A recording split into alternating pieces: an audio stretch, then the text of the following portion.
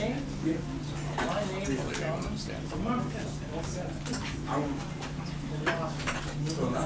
That's it. Look, we said They'll be doing the flag to the exhale! Hoot!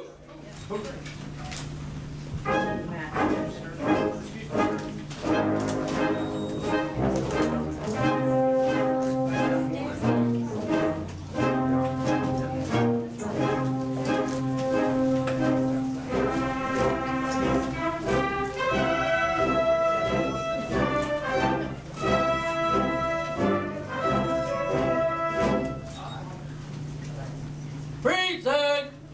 Up!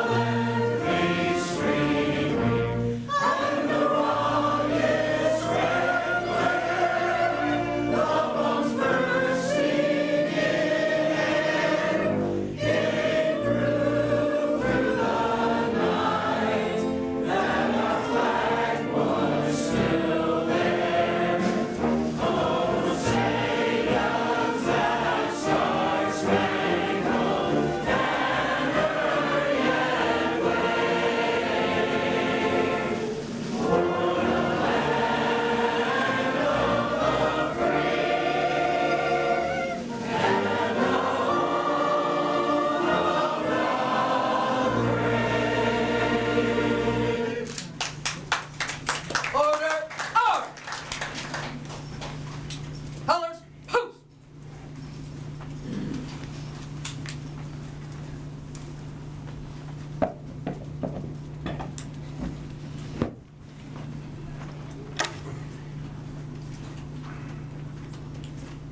Footwork! Hoot!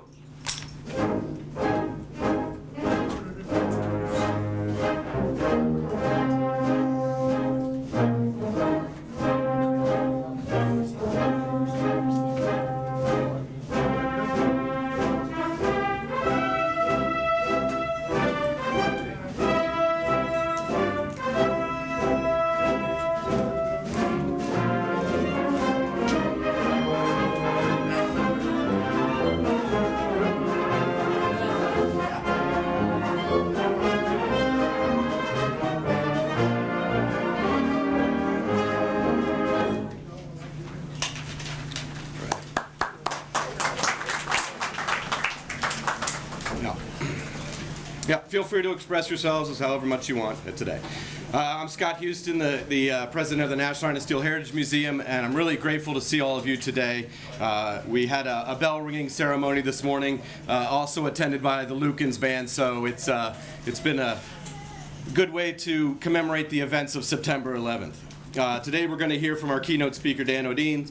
He was a 9/12 responder with the American Red Cross and volunteered and worked on the pile in the rescue and search operations and then the salvage efforts, and was there for quite a long time. And very looking forward for you to be here today. It's great as well. You know, it's a little bit of part of the past and moving on, but I think your daughter's anniversary is today as well, right? So that's great. And hopefully you'll be joining them very soon. So we want to get to that, and we will also hear from our local political leaders. We're very happy to have everybody here today, and honored to hear from you. The attacks on September 11th, you know, shook the very foundations of our country. They played out in front of us on TV, and we were frozen in fear, sadness, rage. It was a day of deep emotions. It's a day that collectively we all have our individual stories, and I think it speaks to us today to gather together to share those stories. Where were we, what happened, and the result of that. It was a day of great magnitude that it was hard to come to grips with exactly what happened as it played out in front of us in that time, in the 120 minutes that it took from the planes going into the buildings to them coming down. But in the aftermath, people, human beings began to try and make sense of this, and we gathered for our own reasons to pay our respects, and we needed to feel human again. And I think that we broke down barriers, and I think that we gathered together to provide help, assistance, relief, a shoulder to cry on, to bond and to reflect. And I think finally to memorialize all that had happened before. This is really all an attempt to come to grips with what happened and as well to heal. And we must heal together. The human beings, then began to express themselves, and we began to try and make meaning of the world around us. We did that, as part of what makes us human, self-memorialization. I think we looked at poems and songs. We wrote letters. The memorials that sprang up all around New York City were a testament to our creative ability to try and move forward and to heal. We created murals and painted, and we wanted to leave behind a reminder of the past for those in the future. Here outside, hopefully some of you have had the opportunity to visit them. We have parts of the Twin Towers. They are parts of the northeast corner of the North Tower, and they were made right here in Coatesville. We like to say that they were born here, they lived in New York, they died in New York, and we brought them home. But they are direct links to the past. They are tangible reminders that this happened. They are identifiable. That is the World Trade Center out there, and I encourage you to connect to it. I encourage you to approach them and feel it and touch it, and in your own personal way, connect with the days of the past. They are stuck in time. There they are, They remind us that time moves on as well. And it is our attempt that we hold on to the past and speak to the future. For we will move on and heal. However, we must not forget, we can never forget, we must pause to reflect, because only then can we come to understand and try and come to grips with what has been and where we're going. So I really appreciate you all coming together today, and I would like to introduce Dan Odine, who is going to deliver our keynote experience. Yeah, thank you, Dan. Thank you.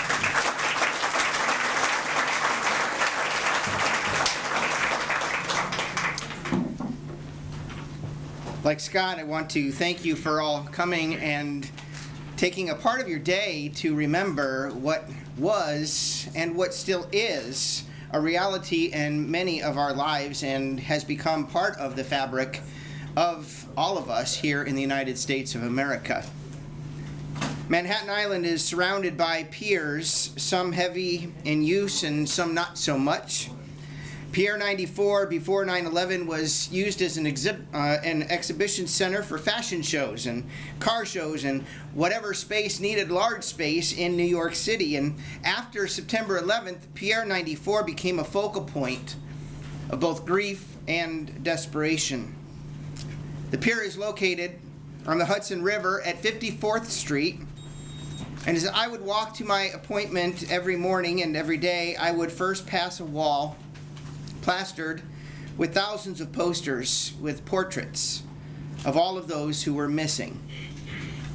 I would arrive at Pier 94 usually around 7 a.m. I would leave around 11 p.m. And it was my job to sit at a table, and across the table would be the victims of those who lost their loved ones in the Twin Towers. Those who lost their loved ones in this act of terrorism unleashed on American soil, not too many streets from where we sat. I would take their information and share my love, provide the services that we could provide, and then I would pray often with the families who lost their loved ones, who were now in turmoil. And the emotional intensity of Pier 94 was unceasing. It was relentless. It often felt like a factory, a processing of thousands of applicants who had suffered loss. It was heard, "Did you lose a lot of friends?" A waiter from Windows of the World was asked.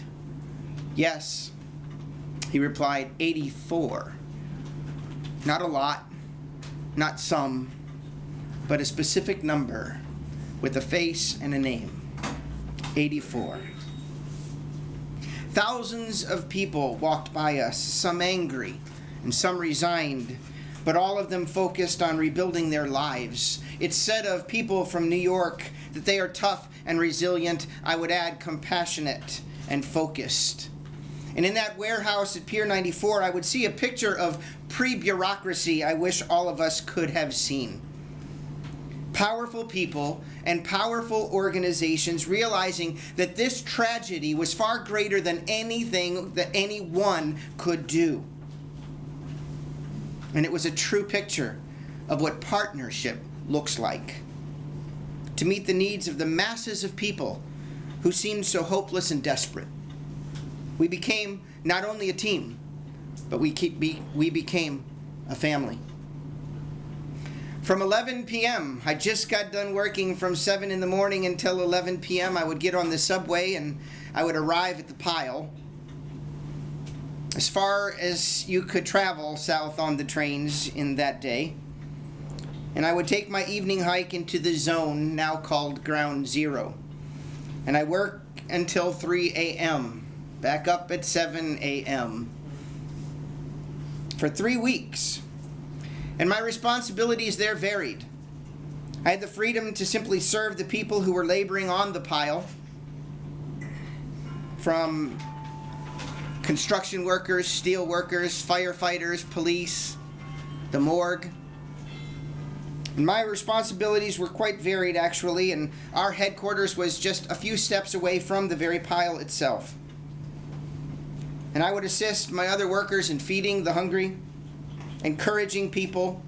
It didn't take long for me to be recognized as clergy, and often a firefighter would come and find me and ask me to go down into the pile where a remain was found, and we would walk together to the morgue.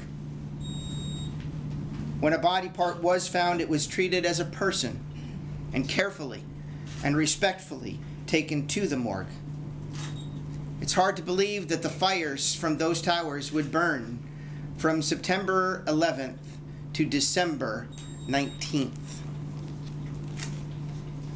The 20-hour days for 20 consecutive days, the exhaustion, the tension, were partly forgotten. But what I remember still to this day was the opportunity to be a part of the rebuilding of hope in the individual lives of the people that I had the privilege of serving. Just a few weeks ago, I was in New York City, walking around the site itself, and it's a different place today. If you've not been, I would encourage a trip. It's a solemn trip.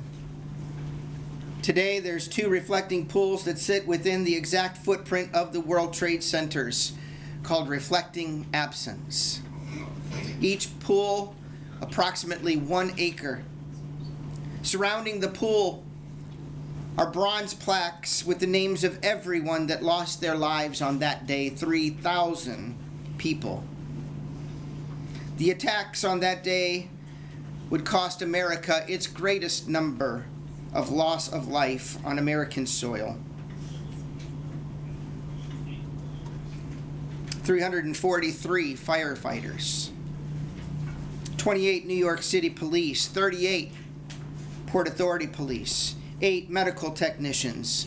Missing people, do you realize that 40% of all of the people who died in that tragedy were never found?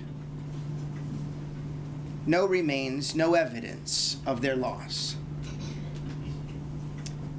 The largest man-made waterfall in North America now resides in those spaces.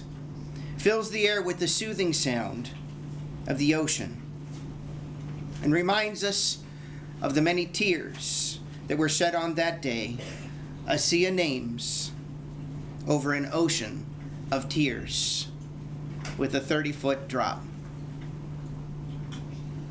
The museum today, an unwavering commitment to the value of human life.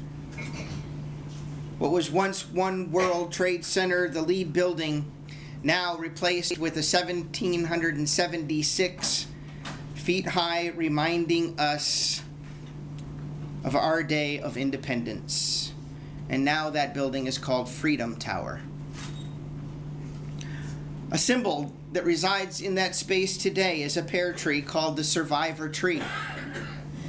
October 2001, long after life was expected, badly burned, only one living branch. Somebody had the wherewithal to retrieve that tree and to nurture it, and today that tree, although damaged, is a tree of life, sitting in the middle of what a tragedy we experienced. When people go through a 9/11 experience, they search for hope and they reach out for faith. And as we remember today what happened now 15 years ago, let us remember three things. That today is a day to trust. Trust God. He will see you through. The scripture says that He is a strong tower, an ever-present help in time of trouble. Today is a day to love. Don't let your heart become a headquarters for hate. Let this terrible wickedness be the dark velvet upon which the diamond of God's love can shine forth. And today is a day to unite. Admiral Yamamoto led the Japanese in the attack of Pearl Harbor. And he reportedly said afterward that I had intended to deal a fatal blow to the American fleet by attacking Pearl Harbor. I fear all I have done is awakened a sleeping giant. I believe the terrorists of September 11th did exactly the same thing. They have awakened a sleeping giant. We have not defeated that giant to date. It's important for all of us to know, in a diverse city like Coatesville, that we will never be all alike. We won't look alike. We won't act alike. We won't even believe alike. But let's unite our hearts and stand together against this evil that still exists today. What have we learned 15 years later? That we need to put our faith in God. Soon after the attacks, the president asked the Americans to join him for a moment in silence, much like we're doing today, to remember. And he said, "May God bless the victims and their families and the United States of America." We need to continue to love our families. Despite the bad rap families might get, the first thing families remember in a time of crisis is their family. They call out to their loved ones, even as they did while we were being hijacked. People were calling on their cell phones their family members. We have to be aware also of our mortality. On this day of remembering a horrible tragedy, we would do well to remember that when we step on a plane, as I will do in about an hour and a half, or get on the bypass, or simply go to work, we have no money-back guarantee that we will arrive at our next destination.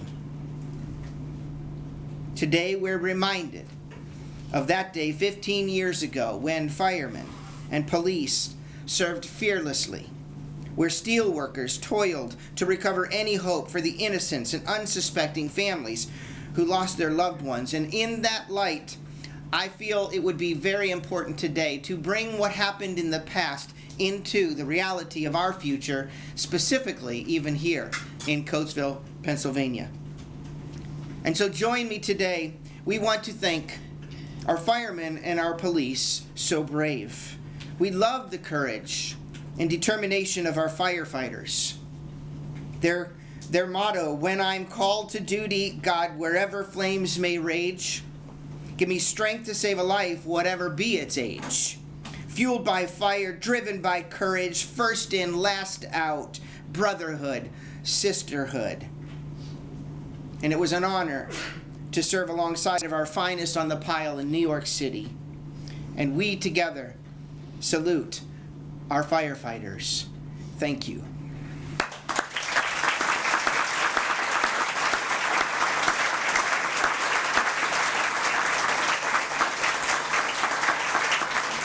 And then to our police officers, we love their strength and staying power of those who serve and protect us every hour of every day. It's been said, we, the unappreciated, must do the unimaginable and see the unthinkable to protect the ungrateful.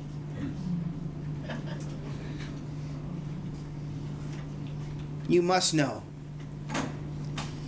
if you're a police person, we love you.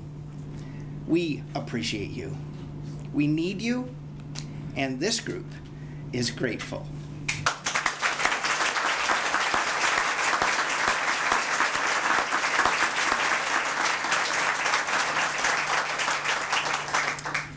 Today we thank our community of steelworkers, so strong. Before Coatesville became a city, the only one in Chester County, it was called Bridgetown, named after two bridges crossing the Brandywine River. Another village not far away named Midway, named primarily because it was midway between the Philadelphia and Lancaster Railroad. The village of Midway and the village of Bridgetown merged in 1867 to become the borough of Coatesville, and Coatesvillians voted to become a city in 1915. Our city has an amazing heritage. We are not an appendage to this county, no matter what anyone in this county might say. We historically have been the strength of this county. And it begins with the 200-year history of steelmaking in Coatesville. The company that began in 1810 as a single mill was developed into a complex that was home to the world's largest plate mill. It was Rebecca Lukens, the nation's first female industrialist, who ramped up the steel company to meet the demands for the military equipment during the Civil War. During the Industrial Revolution, she modernized the steel company to meet the demands of a changing market. And it was in that day, one of Lukens Steel's most notable contributions to the infrastructure of the nation was its distribution of 160 steel columns, referred to as the trees, for the foundation of the World Trade Center in the 1960s. And after 9/11, those trees were recovered, and today we commemorate on this soil, in this service, the presence of one of those historic trees in a memorial and several others. And I appreciate what Scott shared with us. Please touch them. It's a part of our fabric. It's a part of our nation. And it's now a part of our history. And lastly, I want to remember the unsuspecting victims of terrorism. So loved. Today, my heart breaks for the unsuspecting victims of not just those who went through 9/11 15 years ago, but those that are still being affected by terrorism and evil today. Be it terrorism in Nice, France, 84 losses. Brussels, Belgium, 34. Paris, France, 137. Mass shootings in Baton Rouge, Louisiana, Dallas, Texas, an Orlando nightclub, San Bernardino Valley. Our hearts bleed for our fellow man. And today, we want to say, we love you. We appreciate the sacrifices of so many. We are stronger because of them and because of you. Today, we remember.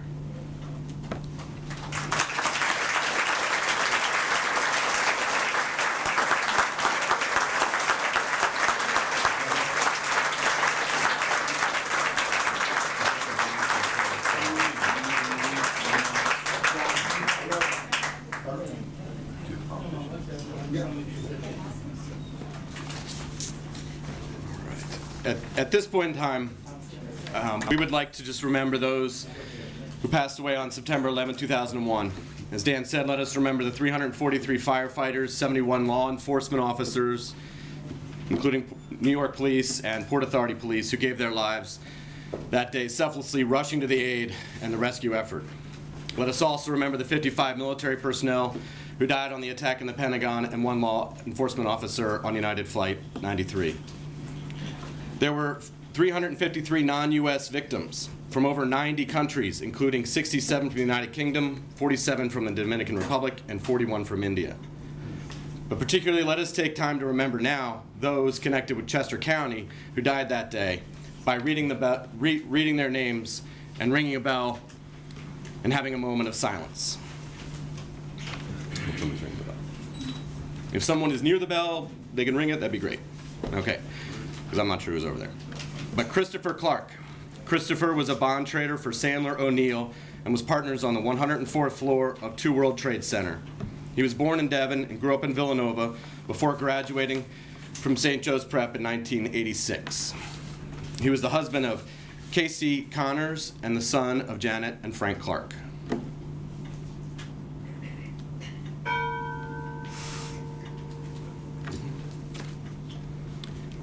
Michael Horrocks. Michael was the quarterback of the football team and a graduate of Westchester University. He was a United States Marine before becoming first officer of American Airlines Flight 175. He is the husband of Miriam and the children, Krista and Mick.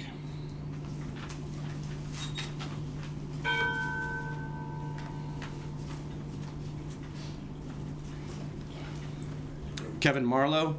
Kevin was a graduate of Henderson High School in Westchester, was an associate director of equity sales and trading for Sandler O'Neill Partners on the 104th floor of 2 World Trade Center. He made cameo appearances on The Jay Leno Show and in a Woody Allen movie. A week prior to 9/11, he completed filming of a reality TV show on the WB network. He was the son of Dennis Marlowe and Rosemary Meyer.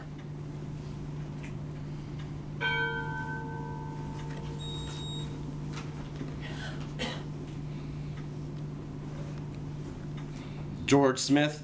George was a graduate of Phoenixville High School and attended Allentown College. He was deacon of the Cornerstone Evangelical Free Church in Kimberton. He worked on the 97th floor of 2 World Trade Center as a senior business analyst with SunGard Asset Management Systems. His parents were Raymond Smith II and Georgia Jackson.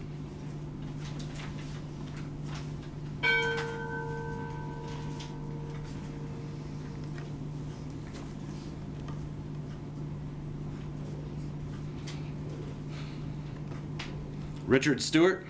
Richard was from the Kennett area and attended Upland Country Day.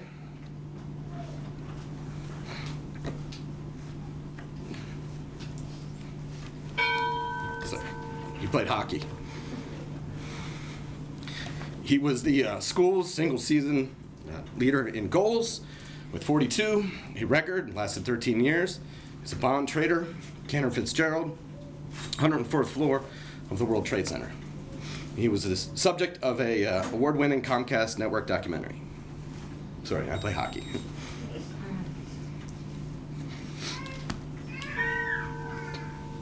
Okay, we would like to recognize Chester County as associated with the post 9/11 rescue and salvage effort. Chief John DeMarco, Upper Euclid Township Police. Detective Thomas Jones, Upper Euclid Township Police. Mr. Lou Angeli, firefighter, Kennett Square. Mr. James Thompson, New York City firefighter, who has been here in the past and maybe he's here today. Mr. Kevin Chandler, VA Fire Department. Andrew Englander, Elverson EMS. Detective Sergeant William Cahill, Westtown East Goshen Police. Corporal Timothy Hubbard, Westtown Easttown Goshen Police. And Detective Robert Balkunas, Westtown Easttown Goshen Police, and Dan O'Deans, American Red Cross. We can't thank you enough for your service and you provide and inspire. I would just like to also read a letter that we work closely with the Port Authority of New York, New Jersey, and they sent us a letter just last year, August 31st. And just to convey, again, the breadth of the issues, health-related, and to the survivors. There were more than 6,000 people who suffered injuries that day. Overall, more than 71,000 responders and survivors are receiving medical monitoring and treatment for 9/11. That's a lot of people. September 11th responders and survivors are in every state and 429 out of 435 congressional districts. More than 22,000 responders and survivors have 2 or more related injuries. More than 3,700 responders and survivors have cancer related to 9/11. So, at this time, we will take a moment for a musical interlude. It'd be great, Lucan's band again, and then Gene DiOrio will announce and introduce our political leaders. So thank you very much. Okay.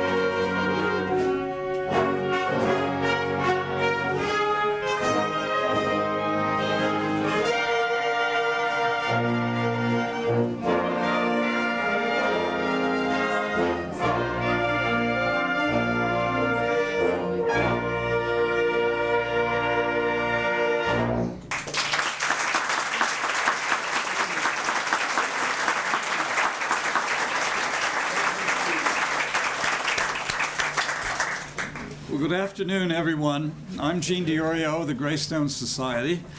And it's not every day that I get introduced with a band production ahead of my couple words, but our thanks as always to the Lukens Band, which for so long has been the major factor in the history of both the company and the community.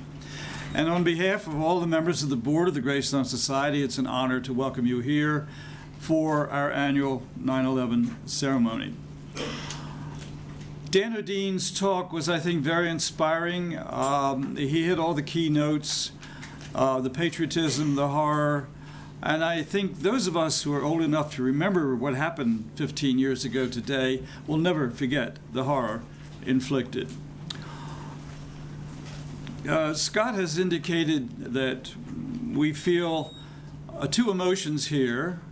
One, of course, the satisfaction that our company, Lukens, was able to provide the steel for this very enormous project, which we did. And then, of course, we shared the horror when the attack occurred, and I think we were all amazed that what was still standing were our trees. They became the icons of the disaster. And then when we learned that the Port Authority had kept some of those trees, Scott and I and our colleagues on this board were very enthused about getting one or two back here, which led us into negotiations with the New York, New Jersey Port Authority. And happily, we were successful. We remember very clearly the day when we brought the trees back from New York. Scott said we should touch them, and we have three on display. I was very, very moved that day when we had the trees out here in First Avenue, when we brought them back from New York, to see the people who just did want to touch them. You cannot, despite all the technical achievement, which we are enormously proud of, you can't escape the human element of this. And as we, the Greystone Society, are continue to work to eventually erect these things, we hope that all of those elements will somehow come together with the beautiful themes that Dan gave us. Well, it's now my privilege and pleasure to introduce our government leaders. First of all, from the city of Coatesville, is Linda here? Back there. Linda, there you are. Please come up.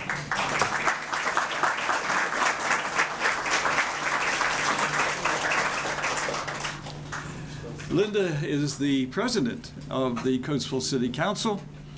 Linda, come on. Welcome, welcome, welcome. Good. How are you? Good afternoon, everyone, and welcome. It's such a pleasure to be here, and the love that's overflowing in the room is amazing. Such a warm feeling of togetherness, and I'm grateful because the trees and what they represent is the very essence of the city of Coatesville. In all that we go through, we stand firm, we stand strong, and we stand together. And I just want to say thank you to each and every one of you that are here.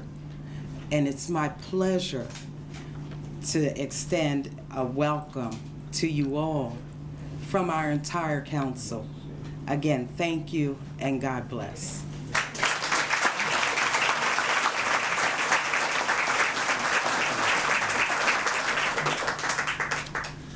Now we want to hear from our county commissioners, who I believe are here. Commissioner Kitchmeyer, Farrell. Hi. You're going to speak together. Just very briefly. Good afternoon, everybody. It's really very moving to see everybody here together, united.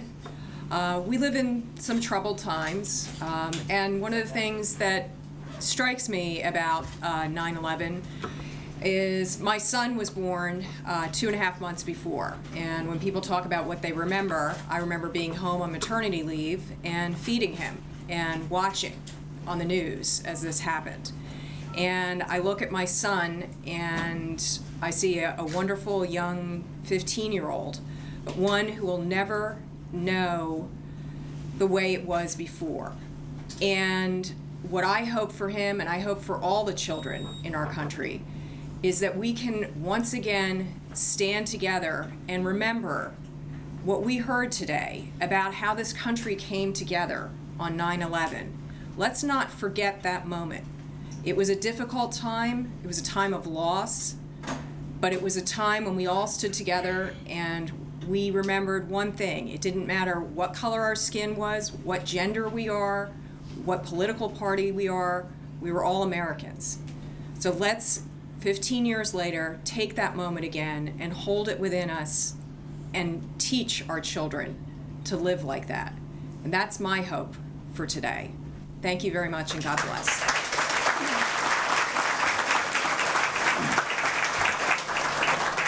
Good afternoon. I'm Terrence Farrell, and on behalf of the Board of County Commissioners, which includes myself, Commissioner Kickline, and Commissioner Cazzone, I'd like to welcome you all here.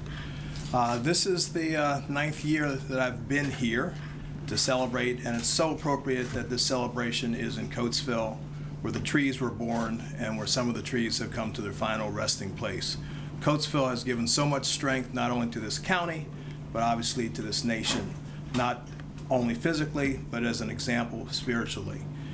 But what I want to ask today is a question. How many here were not alive on September 11th, 2001? One person in front. Two. Everybody in this room will remember 2001, September 11th, until memory fades. But my challenge to you today is to go out, take the memories you have, share them with your children and with your grandchildren so that they will remember. For surely, it has been the case throughout our history that they will have a challenge as significant as September 11th, 2001. This is also another anniversary year. It's the 75th anniversary since the bombing of Pearl Harbor. So we have risen together, come together as Americans and met our challenges, but the next generation will have to do the same thing. So encourage them to put down their iPhones for a second and teach them some of the principles that you came up with that have given you the strength, that have given this nation the strength to overcome the tragedy of September 11th and to continue as we battle terrorism throughout the world. You know, 2,600 people a day die in America, so that's about 36 million people have passed away since September 11th. That means we're a half a generation past. There's a half a generation coming along. So we have this challenge. And it's a challenge not only to be vigilant and be strong in the face of terrorism, but also, as it says in Ephesians 6:12, we wage war not against flesh and blood, but against principalities and powers, against dark forces in this world, and against wickedness in high places. And what that means is it's a battle of love attempting to replace hate. And as we go about our daily actions, we have the opportunity to teach our children, to teach them well, that they can help their neighbors, they can help their communities be strong, they can help each other get through tragedies, whether they're large ones like September 11th or small ones like Family Matters. So my challenge to you today, you who have all been through September 11th, is to go and teach your children well. Thank you.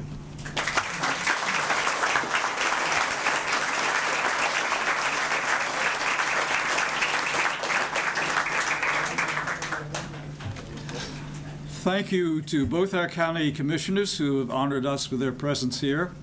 We have been very grateful for the support to our organization and to the community which our Chester County Board of Commissioners have been showing to us. Well, continuing with government officials, I'm moving now to the state, and representing the State House of Representatives, Representative Lewis, I think he's here. Back there, there he is. Welcome.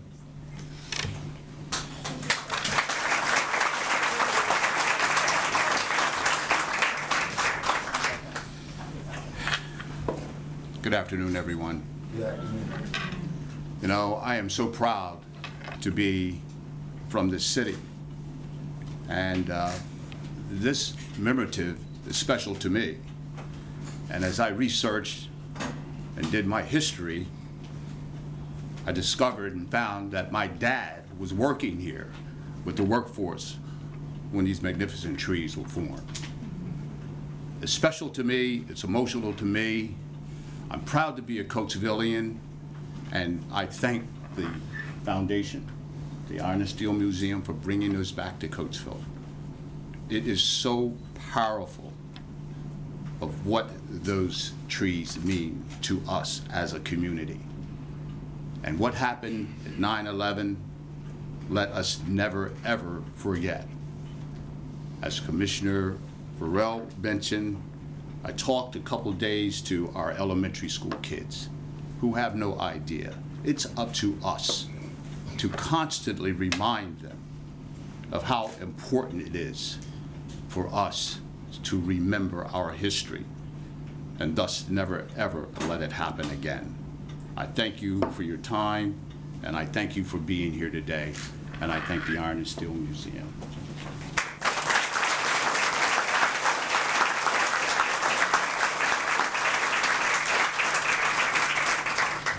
Thank you, Representative Lewis. I know he dearly loves Coatesville. And I couldn't agree with him more that it is important to know history. One of my favorite political figures, Winston Churchill, quoted often that you should study history. And he would tell young people, study history, for therein lie all the secrets of stagecraft. And some other wise person said that those who don't know history are usually condemned to repeat it. Well, now it's my pleasure to introduce our Senator, Senator Dinniman, who is honoring us with his presence today.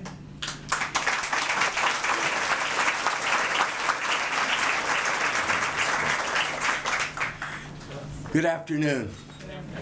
There's something very special moment in time, isn't there, right now? There's a moment in time in which we all are together as Americans. And this moment in time should not be forgotten.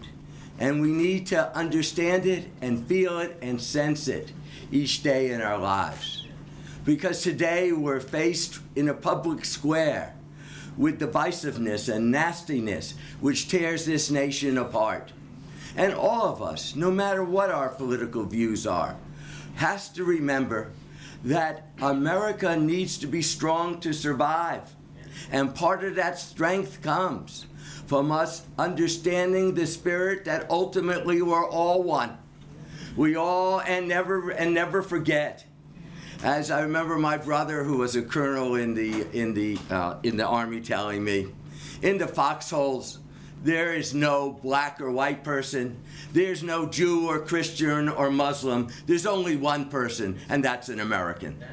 And then we need to forget that, right? And never forget that, right?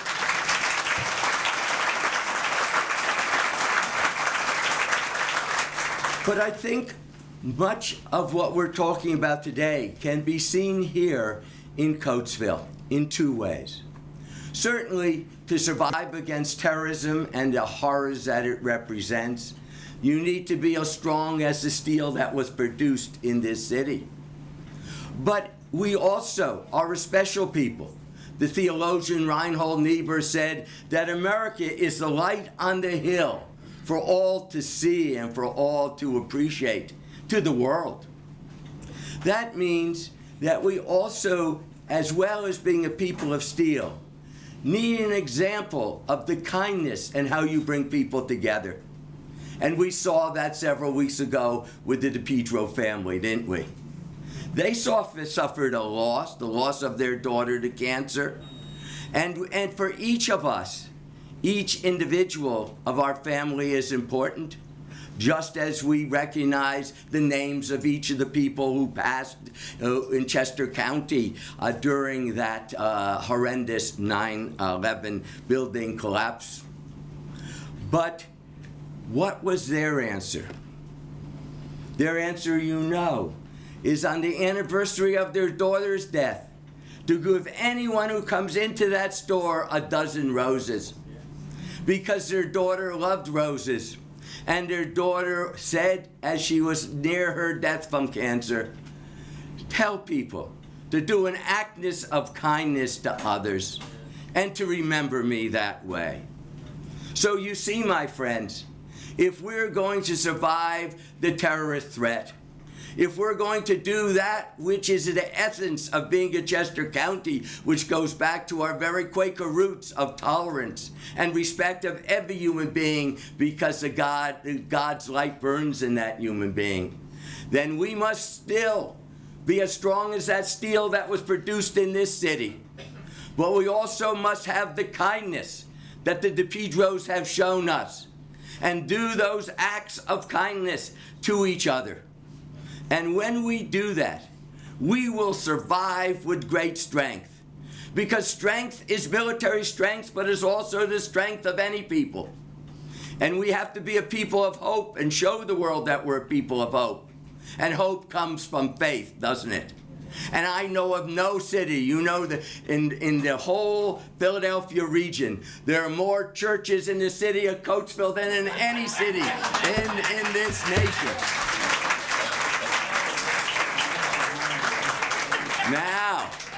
Now, of course, some of the churches want to be a little bigger, too.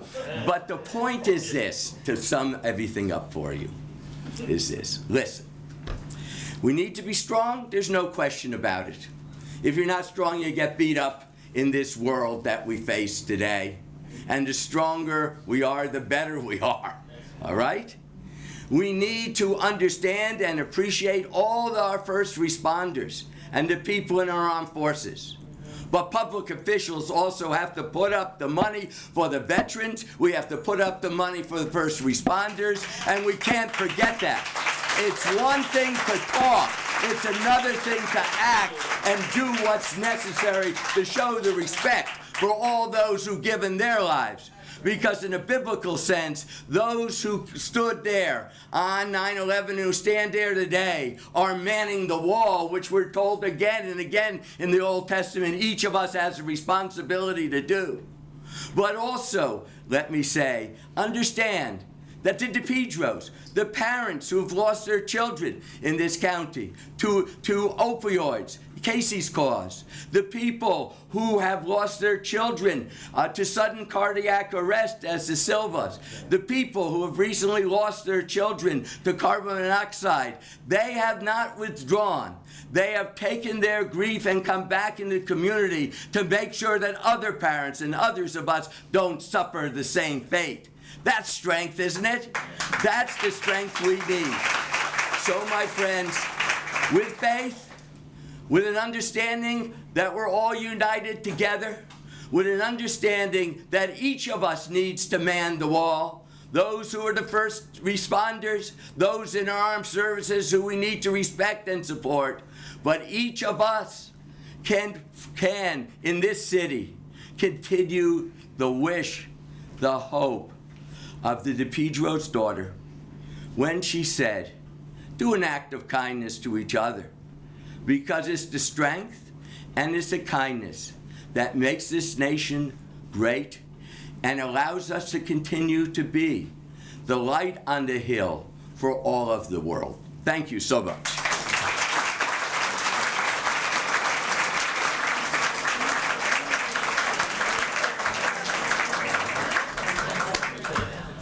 Thank you, Senator Andy, for reminding us of what is really important. This is a memorable occasion with many elements: pride, compassion, love, fortitude, and strength. But I have to agree with the speakers that the human element is something that cannot be ignored. I'm sure Scott would agree with me. As many of you know, we, during the course of our negotiations with the Port Authority, had many trips over to the hangar where all the relics, including the trees. And although we had a job to do working with them and making arrangements for the trees to be brought back to Coatesville, we did see all the many, many relics, most of which you can now see in the wonderful 9/11 Museum in Lower Manhattan. But one of the things that touched me and many people, aside from the magnificence of the steel and all that, they would post. They had posted then, and you can see them in the museum, letters, cards. People who lost their families, didn't know where they were. You look at those, and if you can look at them without being moved, you have to be a stone. Watching those things and looking at those humble letters, this is my son, my wife, we can't find them, those to me were the most poignant remembrances. Well, it's now my pleasure to move on to the federal government and introduce Congressman Pitts. Now, Joe is an old friend. He was once a member of our board, and I cherish the many contacts. Joe has a great interest in history. It was through his interest that I became involved with the preservation capital in Harrisburg. And also, in particular, we are grateful to Joe because when we learned that the Port Authority had kept some of the trees, and we in the Greystone Society hoped to acquire one or two, a question was, well, how would we get to them? And Congressman Pitts, using his office, very gracefully got us the entree. And in the summer of 2006, a team of us went over there and met with the officials of the Port Authority. So it's a great pleasure and a personal honor to introduce Congressman Pitts.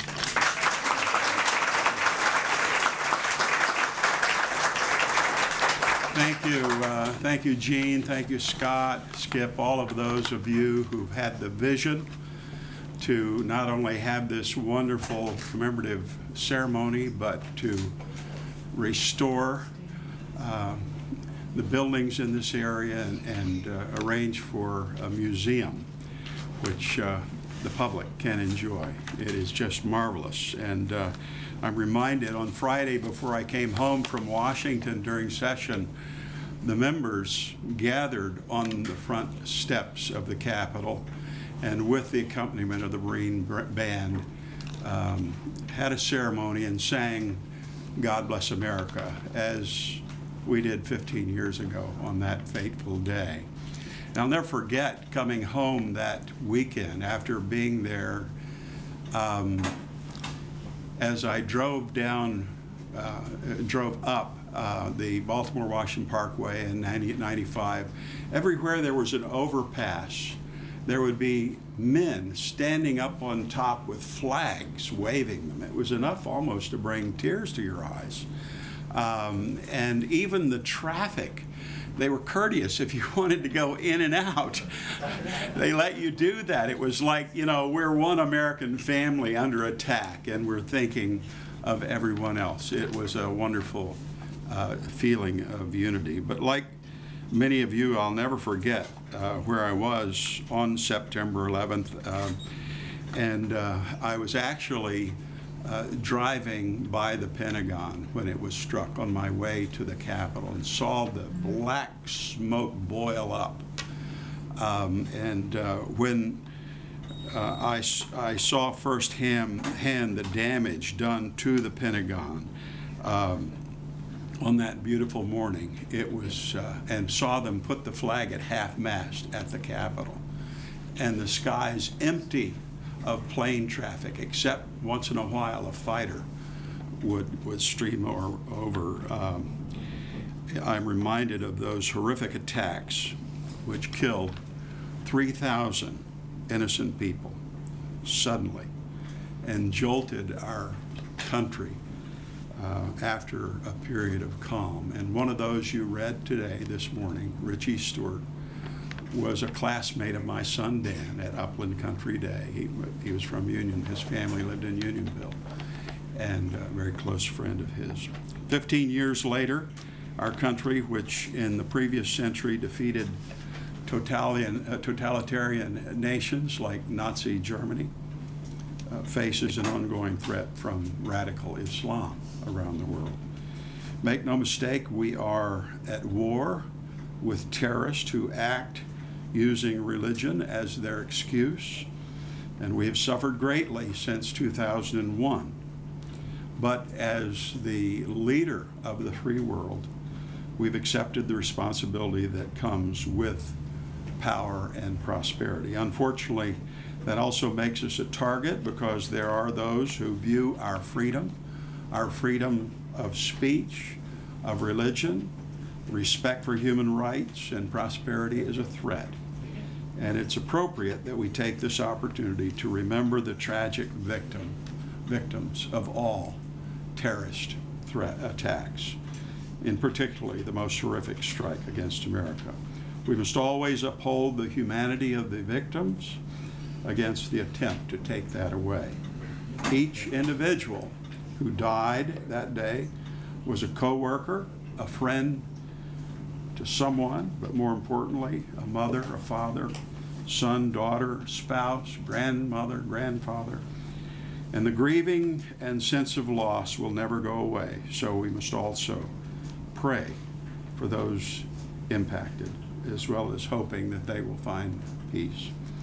I would be remiss if not mentioning the first responders and police who ran into the Twin Towers on 9/11, many giving their lives, like the 1.2 million Americans who lost their lives in all of our wars. These men and women, knowing there was grave danger, still did not hesitate. They put their lives on the line for complete strangers, simply out of a sense of duty to others. Just think of what they did and the reality of that extraordinary courage, commitment, training, and heroism. And this describes our first responders today as well, a willingness to put their lives in mortal danger to serve others. Also, almost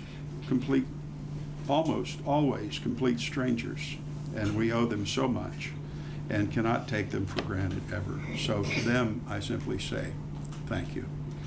In closing, as we mark this solemn anniversary of a singular horrific act, we must stand together as Americans did 15 years ago and remember the victims, their families, the first responders who gave their lives, because that's what Americans do. Thank you, and God bless.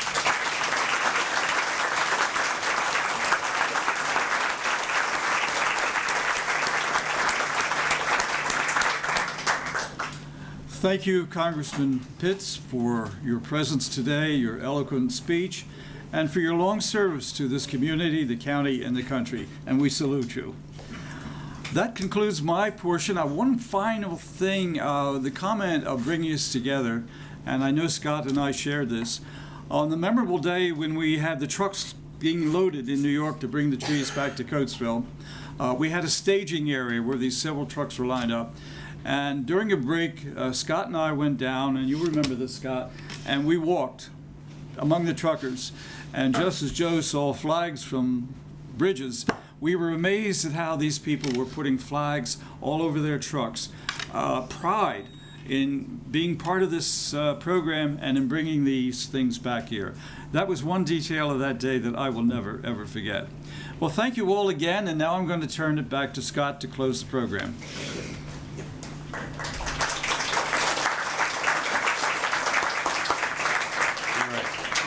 Thank you, Gene, and I know the Lukens band leader has maybe had an announcement tonight, but it was an interesting point, is the truck drivers, the convoy.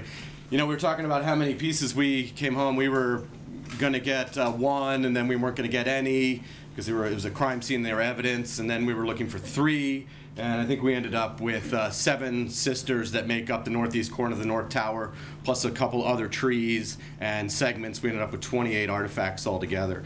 So we were honored that the Port Authority entrusted us in our vision and what we want to do. I really want to thank Joe Pitts for getting us in the door, literally, to the JFK hangar and really being instrumental in bringing us home. And I also want to thank everybody in the future that will help with the vision of trying to get these trees and this memorial up. It has taken a long time, but we have that on our side. But I know the memory is fading, but we want to do this sooner than later. And we have the pieces, and we'll have the place, and we'll be able to get that up sooner than later. In that vein, you know, you can touch the pieces. Please don't take anything. And resist the urge. I know you want to, you know, we all do. You know, you want to, you want to take a little bit home, but, please just refrain. Connect with them. Leave it all here for other people. But I really appreciate everyone coming today and taking the time out to do this. But I think our Lukens band leader will take it home. Since it's a beautiful day and a wonderful place to be, give me 1 minute, And I'll walk upstairs, and we'd like you to stand and join us in God Bless America. Please stand now so I can get there.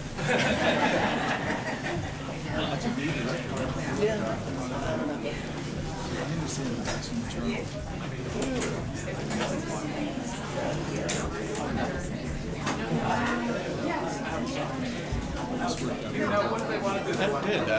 We had if I knew this many people were coming, I would be outside.